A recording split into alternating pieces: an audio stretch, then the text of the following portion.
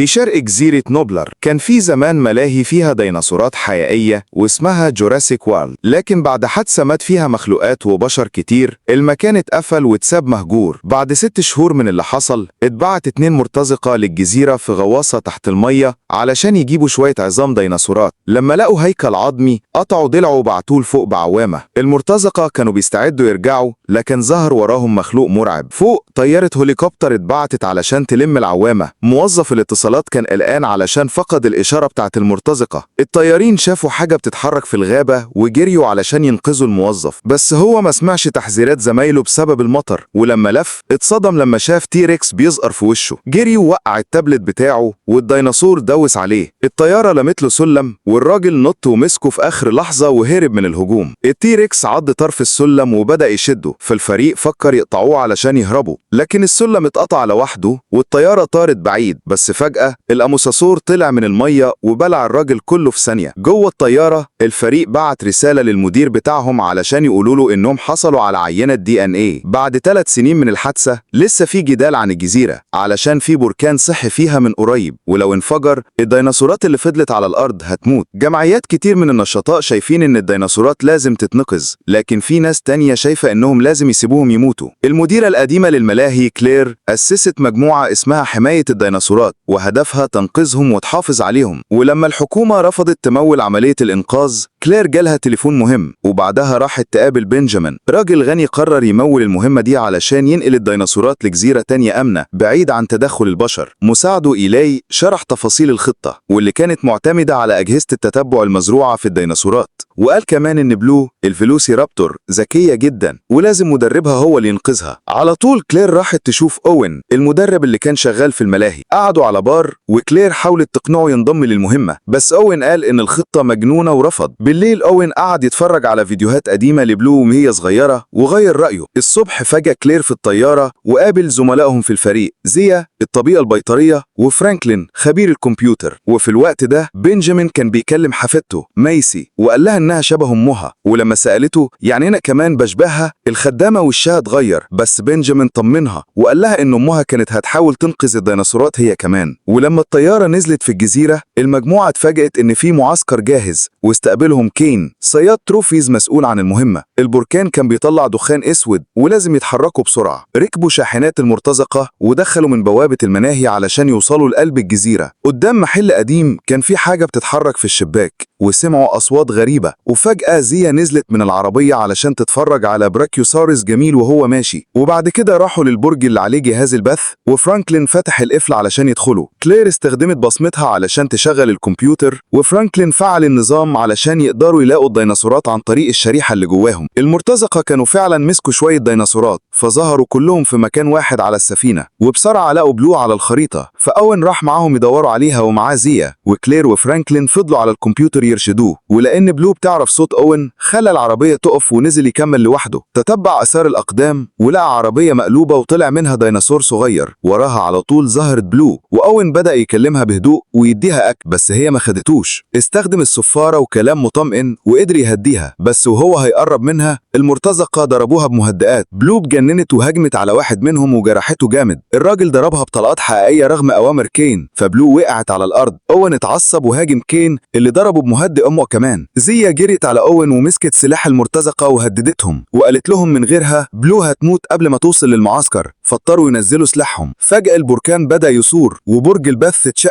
الحراس جريوا وكلير وفرانكلين اتحبسوا جوه. المرتزقة شالوا بلو في الشاحنات وجريوا بأقصى سرعة علشان يهربوا من الحمم اللي نازلة. أوين كان لسه نايم ولما فاق لقى سينوسيراتوبس بيلحس وشه. الديناصور جري لما شاف الحمم. أوين جسمه ما كانش بيستجيب بسبب المهدئ فاضطر يزحف علشان يهرب. في البرج كلير مش قادرة تتواصل مع حد، وفرانكلين فتح باب تنق قديم من غير ما يعرف انه متصل بالملاهي. الحمم بدأت تدخل من الشقوق وفجأة دخل ديناصور باريونيكس من التنق. الحمم كانت عاملة حاجز فمش قادر يوصل لهم، بس هاجموا لما مسك كرسي قدر يبعده وطلعوا من السلم الطوارئ وقفلوا الفتحة وراه وفضلوا بيبصوا بخوف على البركان وهو بيفجر حمم. وفجأة أوين ظاهر جاري من فوق التل وراه ديناصورات كتير. كلير وفرانكين انضموا ليهم وجريوا في الغابة بعيد عن الديناصورات اللي بتجري بخوف. لقوا كرة المراقبة الجيروسفير ورا شجرة وركبوها، بس ما قدروش يتحركوا علشان في ديناصورين بيتخانقوا جنبهم. فجأة ظهر تيركس وسيطر على الموقف وخلى الخناقة تخلص. الهروب كمل وأوين بيجري على رجله جنب الديناصورات، وكلير وفرانكلين شغلوا الجيروسفير. لما وصلوا لحافة الجبل وقعوا في البحر، المية دخلت الكورة ومجموعة حمم نزلت عليها. أوين وصل لهم وحاول يفتح الباب، لكن قنبلة حمم صغيرة خلت سلاحه يقع. استخدم السكينة وفتح الباب وطلعوا يعوموا لفوق. طلعوا على الشط وشافوا طيارة طايرة فوق شايلة ديناصور في قفص. رجعوا للمعسكر واكتشفوا ان المرتزقة خطفوا كل الديناصورات وبيشحنوهم في سفينة كبيرة. زيا كانت بتعالج بلو، وكين كان بيقلع سن من ستيجوسور علشان مجموعته. اتضح ان المرتزقة كانوا ناويين يسرقوا الديناصورات من الاول، وكلير اتجابت بس علشان تفعل النظام التتبع، واون علشان يجيبوا بلو. الحمم بدأت تقع على المعسكر كمان، فزيا والمرتزقة والديناصورات طلعوا بالسفينة. الثلاثي جري وراهم بس كانوا بطيئين، فركبوا عربية ونطوا جوه السفينة في آخر لحظة، وشافوا الجزيرة بتتحرق وديناصور براكيوسورس بيموت على الرصيف.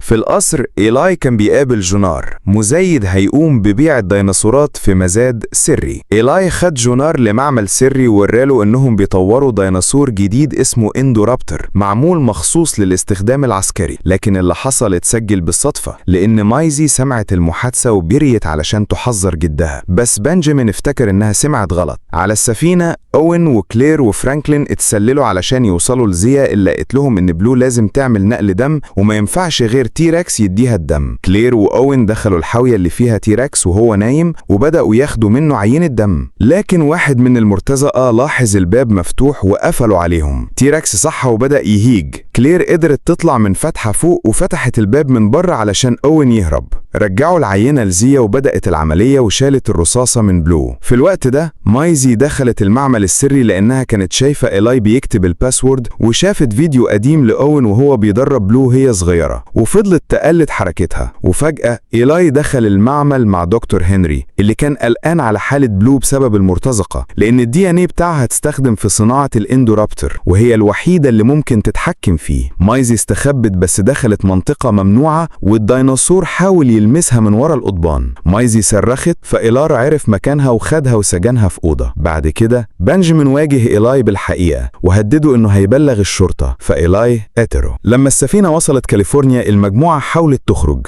أوين وكلير استخبوا في عربية، بس واحد من المرتزقة شاف فرانكلين وافتكره من الطاقم فخلاه يشتغل معاه. كل العربيات خرجت من السفينة، وكلير اكتشفت إنهم رايحين قصر بنجامين. الديناصورات دخلوا المعمل واتحبسوا في أقفاص، لكن كين لقى أوين وكلير جوه العربية وحبسهم في زنزانة. إيلاي قال لهم إن بيع الديناصورات مش مختلف عن الشغل في الملاهي، فكلير خبطته في دماغه. في الدور اللي فوق مايزي استخدمت شماعة علشان تفتح باب أوضتها، وطلعت للبلكونة وشافت المزايدين وهم داخلين القصر. طلعت الحيطة والسقف علشان توصل أوضة جدها، لكنها لقيت جثته. لما سمعت إيلاي جاي استخبت في مصعد الطعام. إيلاي تفالر إنه تفاجئ بموت بنجامين وطرد الخدامة. مايزي استخدمت المصعد علشان تهرب، ولما إيلاي فتحه كان فاضي. بدأ المزاد والديناصورات اتعرضوا واحد واحد في أقفصهم. إيلاي كان بيكسب فلوس كتير، والديناصورات بعد ما بتتباع بيحطهم في عربيات علشان يتشحنوا. في الزنزانة أول لاحظ إن الديناصور اللي جنبه اسمه ستيجي مولك صحي، فبدأ يصفر له علشان يغضبه، وفعلا الديناصور ضرب الحيطة وكسرها ودخل زنزانتهم. أوين استفزه وضرب الباب، فالديناصور نطحه وفتحه. كل ده كانت مايزي بتتفرج عليه من فتحة، ولما شافت اللي حصل جريت وراحت عند أوين وكلير وهي بتعيط، وطلبت تروح معاهم. وافقوا وبدأوا يتسللوا لحد ما لقوا فتحة هوا بتطل على قاعة المزاد. جونار عرض الاندورابتر وقال انه نموذج اولي مش للبيع دلوقتي. الحراس كانوا بيكهربوه علشان يهدى،